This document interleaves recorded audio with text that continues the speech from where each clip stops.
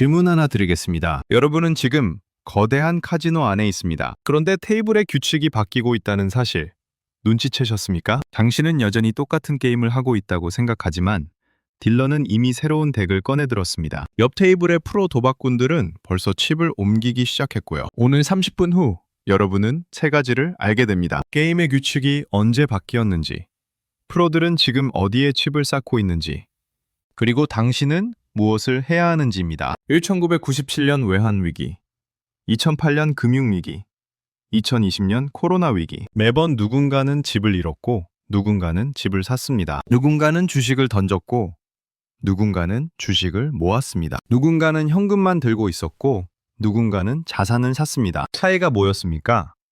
특별한 재능이 아니었습니다. 단지 원리를 알고 있었느냐 없었느냐의 차이였습니다. 돈이 어떻게 움직이는지, 위기 때 무엇을 해야 하는지 알고 있었던 사람들은 살아남았습니다. 모르고 있었던 사람들은 쓸려 내려갔습니다. 여러분, 지난주에 마트 가셨습니까? 작년 이맘때랑 비교해서 장바구니가 얼마나 가벼워졌는지 느끼셨나요? 똑같은 10만 원을 들고 갔는데 담아오는 물건이 점점 줄어들고 있습니다. 이게 느낌이 아니라 현실입니다. 지금 이 순간에도 여러분 통장의 돈이 조용히 녹고 있습니다. 누가 훔쳐가는 것도 아니고 해킹당한 것도 아닙니다. 그냥 시간이 지날수록 그 돈으로 살 수 있는 것들이 줄어들고 있는 겁니다. 2022년에 금 20g을 살 수 있었던 100만 원이 지금은 고작 5g밖에 못 삽니다. 액면가는 똑같은 100만 원인데 실제 가치는 4분의 1로 쪼그라든 겁니다. 그리고 2026년 더 큰 파도가 옵니다. 전문가들이 약속이라도 한 듯이 2025년 말부터 2026년 초를 주목하고 있습니다. 부채, 부동산, AI 버블이라는 세 개의 시한폭탄이 거의 동시에 터질 수 있는 시점이기 때문입니다. 오늘 이 영상은 여러분의 재산을 지키는 마지막 기회가 될 수도 있습니다. 30분 후에 여러분은 왜 열심히 일하는데도 점점 가난해지는지, 그 보이지 않는 메커니즘을 정확히 이해하게 될 겁니다. 그리고 더 중요한 건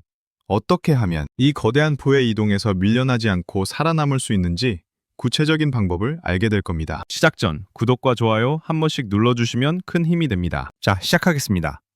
우리는 지금 역사상 가장 기묘한 시대를 살고 있습니다. 1980년대, 우리 부모님 세대를 생각해 보십시오. 그때는 은행 금리가 평균 27%였습니다. 대형 저축이라고 들어보셨습니까? 금리가 무려 40%였어요. 100만 원을 은행에 넣으면 1년 후에 140만 원이 되는 시대였습니다. 그때는 집값이 1년에 10%씩 올랐습니다. 그래도 은행 금리가 40%니까 저축만 해도 부자가 될 수 있었죠. 실제로 우리 부모 세대 중에 은행 저축만으로 집 사고 노후 준비 다 하신 분들 많으십니다. 그게 가능한 시대였으니까요. 지금은 어떻습니까? 은행 평균 금리가 2.5%입니다. 물가는 1년에 2.4%씩 오르고 있고요. 여기서 세금 15.4%를 떼면 실질적으로는 마이너스입니다. 열심히 저축하면 할수록 오히려 손해보는 구조가 되어버린 겁니다. 그런데 왜 이렇게 바뀐 걸까요? 많은 사람들이 단순히 경기가 안 좋아서라고 생각합니다. 아닙니다.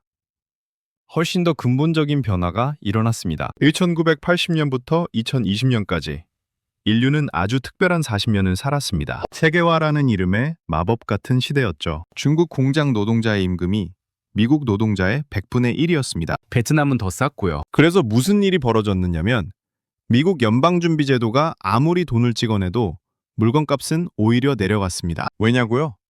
같은 물건을 만드는데 인건비가 100분의 1밖에 안 드니까요. 중앙은행이 통화량을 10배로 늘려도 물가는 그대로였습니다. 진짜 마법이었죠. 그런데 2020년 코로나가 터졌습니다. 그리고 사람들이 깨달았습니다. 중국 하나에 모든 걸 의존하는 게 얼마나 위험한지를요. 트럼프가 대통령이 되면서 본격적으로 미국 공장 짓기 시작했습니다. 문제는 뭡니까? 베트남 노동자 월급이 50만 원인데 미국 노동자는 500만 원입니다. 10배 차이가 납니다. 같은 제품을 만드는데 인건비가 10배 올랐으면 가격이 안 오를 수가 있습니까? 게다가 자원도 문제입니다. 과거에는 미국이 세계 경찰 노릇을 하면서 아프리카든 중동이든 어디든 들어가서 자원을 캐왔습니다. 원자재 가격이 계속 떨어졌죠. 지금은 완전히 달라졌습니다. 러시아가 가스밸브를 잠급니다. 사우디가 석유 생산을 마음대로 조절합니다. 중국이 히토리를 무기화합니다. 자원이 무기가 되어버린 겁니다. 정리하면 이겁니다. 인건비는 올라가고 자원은 무기화되고 각국 정부는 빚더미에 앉아 있습니다. 이 세 가지가 합쳐지면 어떻게 됩니까? 구조적 인플레이션입니다. 과거처럼 일시적으로 물가 올랐다가 다시 내려가는 게 아니라 계속해서 물가가 오르는 새로운 시대가 온 겁니다. 실제 숫자를 보겠습니다. 2022년 1월부터 지금까지 미국은 M2 통화량을 3% 늘렸습니다. 우리나라는요, 무려 20%를 늘렸습니다. 속도가 거의 7배 차이가 납니다. 전 세계에서 가장 신뢰받는 달러는 천천히 찍어내는데 우리는 원화를 미친 듯이 찍어낸 겁니다. 당연히 원화는 휴지가 되어가고 달러 가치는 치솟습니다. 환율을 보십시오. 2022년 1월에 1,080원이었던 달러가 지금은 1,450원을 넘나듭니다. 25% 올랐어요. 이 말은 뭡니까? 여러분이 가진 원화의 국제적 가치가 4분의 1 날아갔다는 겁니다. 강남 아파트 값이 10% 올랐다고 좋아하십니까? 달러로 환산하면 오히려 15% 떨어진 겁니다. 지방은 어떻습니까?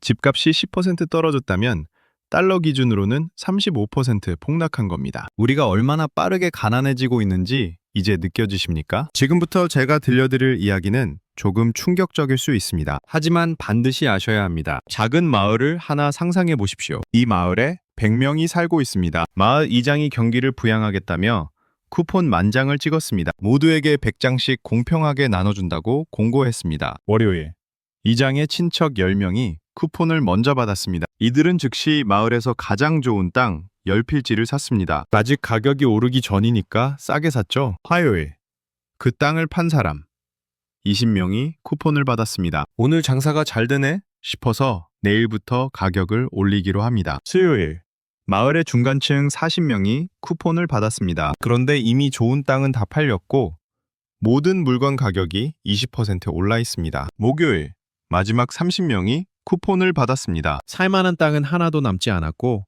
모든 물가는 50%나 올라 있습니다. 결과를 정리해 볼까요? 친척 10명은 자산이 3배로 늘었습니다. 장사꾼 20명은 1.5배가 됐고요. 중간층 40명은 제자리 걸음입니다. 마지막 30명은 50% 손실을 봤습니다. 모두가 똑같이 100장씩 받았는데 결과는 완전히 다릅니다. 차이가 뭐였습니까?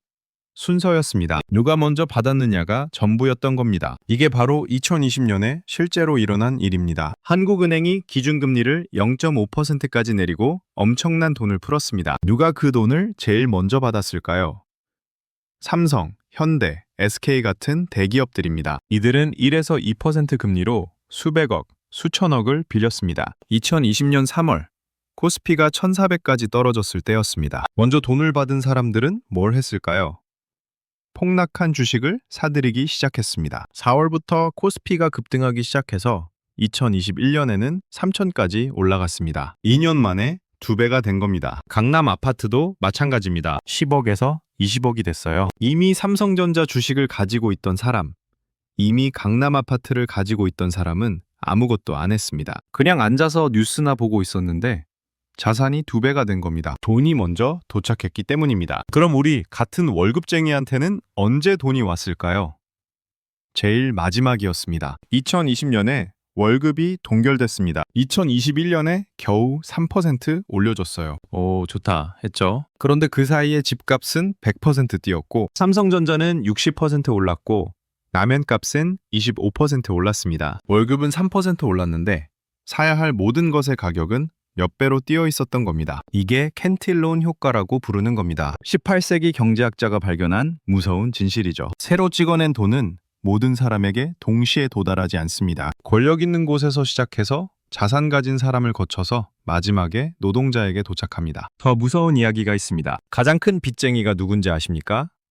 바로 정부입니다. 한국 정부가 GDP의 54%에 해당하는 빚을 지고 있습니다. 우리나라가 1년 동안 버는 돈의 절반 이상을 빚으로 지고 있다는 겁니다. 정부는 이 빚을 어떻게 갚을까요? 세금을 올리면 국민들이 난리칩니다. 다음 선거에서 떨어집니다. 지출을 줄이면요. 공무원들 월급부터 삭감해야 하는데 그것도 불가능합니다. 그럼 방법이 뭡니까? 인플레이션입니다. 조카한테 10,000원을 빌려줬다고 상상해보세요. 그때 10,000원으로 영화 보고 팝콘 먹고 버스 타고 집에 갈 수 있었습니다. 1년 후 조카가 10,000원을 갚으러 왔는데 그 사이 물가가 50% 올랐습니다. 이제 10,000원으로는 영화표밖에 못 삽니다. 조카는 약속을 지켰지만 여러분은 실질적으로 손해본 겁니다. 정부가 하는 게 정확히 이겁니다. 2020년에 국채 100조 원을 발행했습니다. 국민연금이 샀고, 은행이 샀고, 여러분이 가입한 펀드와 보험사가 샀습니다. 5년 후인 지금, 정부는 100조 원을 갚습니다. 공평한 것 같죠? 아닙니다.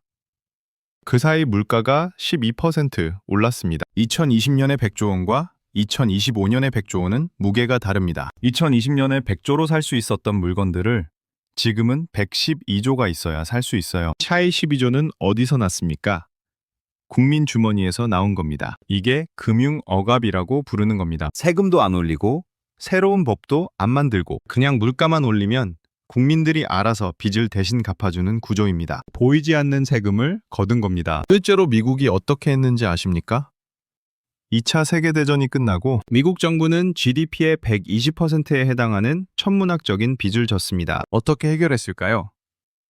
1950년대부터 1970년대까지 20년 동안 꾸준히 인플레이션을 유지했습니다. 조금씩. 하지만 계속해서 물가를 올렸습니다. 그 결과 1980년에는 부채 비율이 30%로 떨어졌습니다. 빚을 1로 줄인 겁니다. 실제로 갚은 게 아니라 돈의 가치를 떨어뜨려서 해결한 겁니다. 누가 그 비용을 냈을까요? 저축한 국민들이었습니다. 많은 경제 전문가들이 2025년 말에서 2026년 초를 주목하고 있습니다. 왜일까요? 세계의 시한폭탄이 거의 동시에 터질 가능성이 높기 때문입니다. 첫 번째는 부채의 역습입니다. 2020년 코로나 터졌을 때를 기억하십니까? 전 세계 정부가 천문학적인 돈을 뿌렸습니다.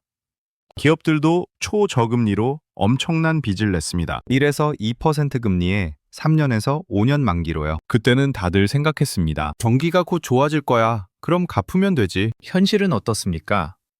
금리는 5에서 6%로 올랐습니다. 그리고 2025년에서 2026년 사이에 그 대출들의 만기가 대거 몰려 있습니다. 문제는 경기가 여전히 안 좋다는 겁니다. 갚을 돈이 없어요. 실제 사례를 보겠습니다. 2022년 고점의 무리에서 아파트를 산 박 부장이라는 사람이 있습니다. 당시 대출 이자가 1년에 100만 원 수준이었습니다. 지금은 어떻습니까? 기준금리는 2.5%로 내려왔다는데 실제로 박 부장이 은행에 내는 대출 금리는 5에서 6%입니다. 원리금이 한 달에 200만 원을 넘습니다. 박 부장 연봉이 7천만 원입니다. 세금 떼고 생활비 대고 나면 남는 게 거의 없습니다. 총부채 원리금 상환 비율이라고 하는 DSR이 60%에 육박합니다. 100만 원 벌어서 60만 원을 은행에 갖다 바치는 겁니다. 이런 사람이 한둘이 아닙니다. 통계적으로 돈을 푼 지 5년 후가 부채 사이클이 터지는 임계점이라고 합니다. 2020년에 돈을 풀었으니 정확히 2025년에서 2026년이 그 시점입니다. 빚으로 쌓아올린 가짜 풍요가 민낯을 드러내는 때가 바로 지금이라는 겁니다. 두 번째 폭탄은 상업용 부동산의 붕괴입니다. 지금 미국 오피스 빌딩의 공실률이 역대 최고치입니다. 재택근무가 일상화되면서 아무도 사무실에 안 나옵니다. 건물주는 임대료를 못 받으니 이자를 못 냅니다. 더 큰 문제는 이 빌딩들이 은행 대출의 담보로 잡혀 있다는 겁니다. 그리고 그 대출의 만기가 2026년에 대거 몰려 있습니다. 어떤 일이 벌어질까요? 건물주가 이자를 못 내면 은행이 건물을 넘겨받습니다. 은행은 그 건물을 팔아야 하는데 살 사람이 없습니다. 결국 헐값에 매각합니다. 그럼 다른 건물들의 시세도 폭락합니다. 담보 가치가 재평가되고 은행은 추가 대출 상환을 요구하고 또 다른 건물주가 무너지고 이게 연쇄적으로 일어나는 겁니다. 이게 먼 나라 이야기가 아닙니다. 우리나라도 부동산 프로젝트 파이낸싱 부실로 중소건설사들이 줄줄이 부도나고 있습니다. 뉴스 한 구석에 작게 나오는 건설사 부도 소식을 가볍게 넘기지 마십시오. 바퀴벌레 한 마리가 보이면 벽 뒤에는 이미 수백 마리가 숨어 있다는 거 아십니까? 지금 보이는 부도는 빈산의 일각입니다. 세 번째 폭탄은 AI 버블입니다. 지금 전 세계의 모든 돈이 AI에 몰려 있습니다. 기술 혁신 자체는 맞습니다. 하지만 2000년 닷컴 버블을 기억하십니까? 그때도 인터넷은 혁명이었습니다. 문제는 기술이 아니라 과도한 기대였습니다. 2025년에 메타, 아마존, 마이크로소프트, 구글에서 18만 4천 명이 해고됐습니다. AI가 사람을 대체하기 시작한 겁니다. 코드의 41%를 이제 AI가 작성합니다. 고객 상담은 80%가 자동화됐습니다. 투자자들은 기대했습니다. 혁명적 변화, 무한한 수익을요. 현실은 어떻습니까? 점진적 개선, 제한적인 수익입니다. 기대와 현실의 간격이 너무 크면 버블이 터집니다. 그 조정 시점이 2026년으로 점쳐지고 있습니다. 이 세 개 중에 하나만 터져도 큰일입니다. 둘이 터지면 위기입니다. 셋이 동시에 터지면요?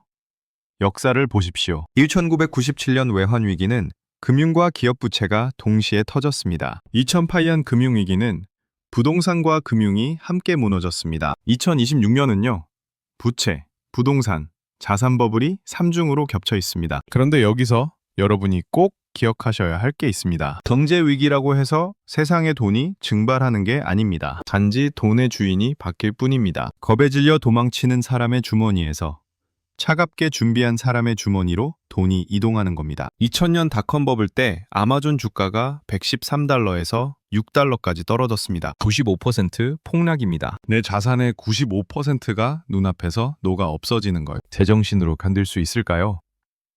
세상 사람들은 비웃었습니다. 아마존은 이제 끝났다.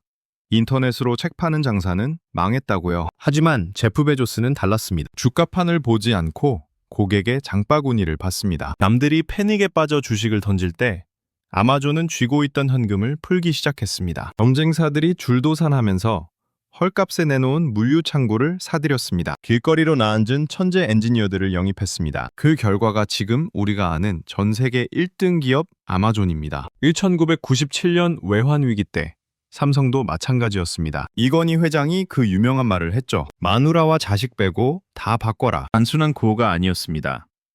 죽느냐 사느냐의 갈림길에서 던진 최후 통첩이었습니다. 삼성이 위대한 건 위기가 터진 뒤에 보여준 행동 때문입니다. 남들이 덩치를 유지하려고 발버둥 칠 때 삼성은 뼈를 깎는 다이어트를 했습니다. 돈 안 되는 사업은 과감히 정리했습니다. 그렇게 확보한 달러와 현금을 반도체라는 미래 기술에 몽땅 쏟아부었습니다. 동매 가게가 다 문 닫고 빈터가 됐을 때 끝까지 살아남은 삼성은 결국 그 시장을 혼자 독식하게 됐습니다. 지금부터 구체적인 생존 전략을 말씀드리겠습니다. 이론이 아닙니다.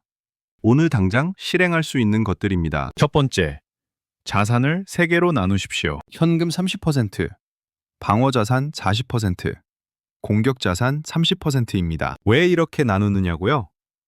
현금은 기회를 잡기 위해서입니다. 폭락이 왔을 때 살 여력이 있어야 합니다. 방어자산은 최악을 막기 위해서고요. 공격자산은 위기 후 반등을 잡기 위해서입니다. 구체적으로 설명하겠습니다. 현금 30%는 CMA 통장이나 단기국채, 달러로 보유하십시오. 은행 예금 말고요. CMA는 증권사 계좌인데 금리가 예금보다 높습니다. 하루만 맡겨도 이자를 줍니다. 달러는 왜 필요하냐고요?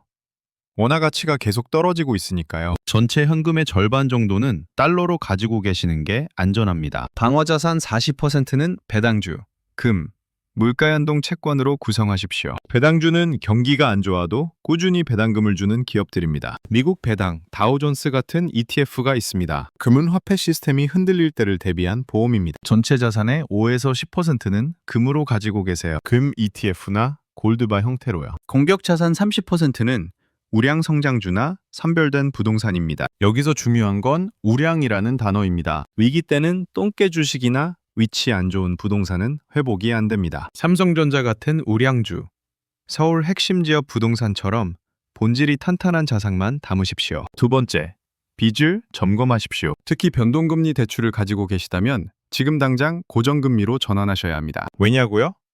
지금은 금리가 2.5%로 낮아진 상태입니다. 하지만 3년 후 우리나라 베이비 부머들이 은퇴하기 시작하면 금리가 다시 오를 겁니다. 변동금리로 3억을 빌렸다고 칩시다. 금리가 3%에서 5%로 뛰면 이자가 연 900만 원에서 1,500만 원으로 올라갑니다. 한 달에 50만 원이 더 나가는 겁니다. 지금 고정금리 4%로 전환하면 앞으로 금리가 어떻게 되든 똑같은 이자만 내면 됩니다. 단, 명심하십시오. 빚은 양날의 검입니다. 좋은 빚과 나쁜 빚이 있습니다. 자동차 할부, 명품 카드값, 여행 대출은 최악의 빚입니다. 이건 소비입니다. 자산 가치를 만들어주지 않습니다. 반면에 가치가 오를 수 있는 부동산이나 사업에 쓴 빚은 인플레이션 시대의 무기가 될 수 있습니다. 단, 현금 흐름 관리가 전제돼야 합니다. 세 번째, 수입원을 다각화하십시오. 만약 회사가 무너지면 어떻게 하시겠습니까?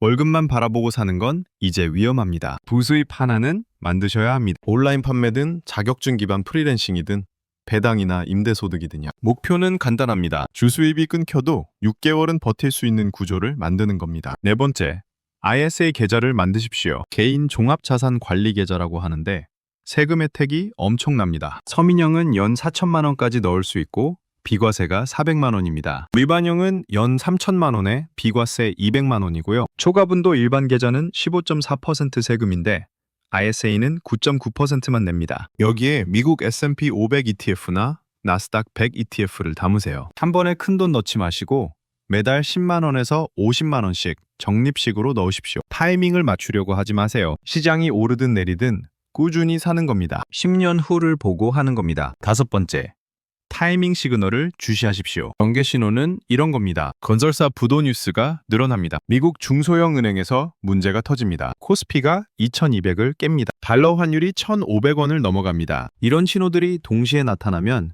방어 태세를 갖추셔야 합니다. 반대로 기회 신호도 있습니다. 공포지수라고 하는 윅스가 40 이상 올라갑니다. 우량주의 PER이 10 미만으로 떨어집니다. 언론에서 세상이 끝났다는 식으로 보도합니다. 주변 사람들이 주식은 절대 안 한다고 말합니다. 이때가 바로 매수 타이밍입니다. 오늘 당장 하셔야 할 일을 정리하겠습니다. 첫째, 변동금리 대출이 있는지 확인하세요. 있다면 고정금리 전환 상담 잡으세요. 둘째, 전체 자산을 엑셀에 정리하세요. 현금이 얼마, 주식이 얼마, 부동산이 얼마인지요. 셋째, 비상금 6개월치가 있는지 확인하세요. 없으면 만드는 게 최우선입니다. 일주일 안에 하실 일입니다. 아이사 계좌를 개설하세요. 인터넷으로 10분이면 됩니다. 달러 ETF를 소액이라도 사기 시작하세요. 월 10만 원이라도 좋습니다. 불필요한 구독 서비스를 정리하세요. 넷플릭스, 유튜브 프리미엄, 안 보는 OTT들 다 끊으세요. 한 달에 10만 원은 나옵니다. 한 달 안에 하실 일입니다. 자산을 현금,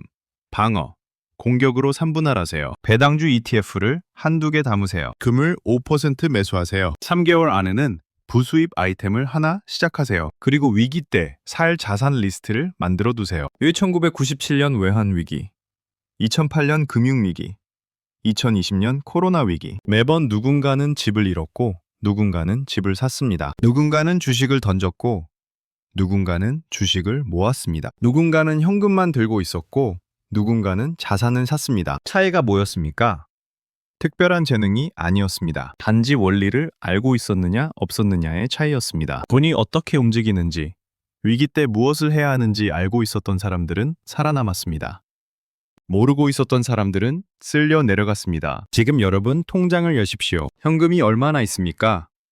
그 돈이 지금 놓고 있습니다. 2년 전에 100만 원으로 살 수 있었던 것을 지금은 120만 원이 있어야 삽니다. 앞으로 2년 후에는 150만 원이 필요할 겁니다. 가만히 앉아 있으면 가난해집니다. 2026년 거대한 파도가 옵니다. 대부분은 떠내려갈 겁니다. 하지만 준비한 사람은 다릅니다. 그 파도를 타고 새로운 해안에 도착할 겁니다. 역사가 증명합니다. 위기는 준비된 자에게 기회입니다. 지금 당장 행동하십시오. 5년 후에 움직이면 이미 늦습니다. 10년 후에는 후회만 남을 겁니다. 선택은 여러분의 것입니다. 하지만 시간은 기다려주지 않습니다. 여러분의 재산을 지키십시오. 가족의 미래를 지키십시오. 오늘 이 영상이 그 시작점이 되기를 바랍니다. 감사합니다.